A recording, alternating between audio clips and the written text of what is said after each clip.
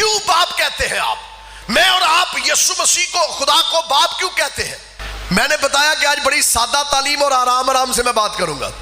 हम खुदा को बाप कहते क्यों हैं? क्योंकि खुदावंद यीशु ने सिखाया, तो यीशु मसीह ने तो सिखा दिया कि वो बाप है, लेकिन बाप कहते क्यों है? एक तो बात है यीशु ने सिखाया कि कहो बाप, पर क्यों कहे बाप? नहीं, पर क्यों कहे बाप? जरा सुनिए, इसलिए बाप कहे, बस जितनों ने उसे कबूल किया उसने उन्हें खुदा के फर्जंद बनने का, जरा बुलंद आवाज से बोलिए, फर्जंद बनने का। तो आपके पास हक किसने दिया? आपको किसने दिया हक? आपको जरा देखिए, इसको भी सुन लिया, आपको हक किसने दिया?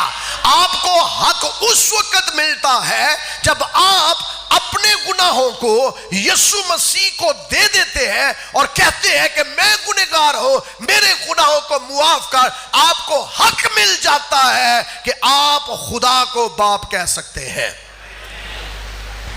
हम बाप इसलिए खुदा को कहते हैं कि यीशु मसीह के खून के वसीला से हमें यह हक मिला है कि हम खुदा को, मैं इसलिए आराम से, ये बड़ी सादा बातें हैं इसलिए मैं एक दिन आराम से आपको समझा रहा हूं। तो इसलिए हम खुदा को बाप कह रहे हैं और बड़ी दलेरी से कहते हैं, क्योंकि मसीह का खून हमें दलेरी देता है कि हम उसे बाप कहें। अब जब हम बाप कह रहे हैं, रिलेशनशिप हमारा बाप का हो गया है, तो फिर दुआ करना तो अभी तक हमें आई नहीं है।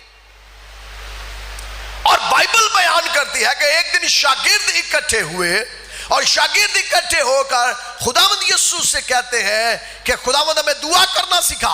तो खुदावंद ने कहा जब तुम दुआ करो तो आए हमारे बाप, और फिर बाद में कहा हमें जिस तौर पर दुआ करना है हमें दुआ करनी नहीं आती।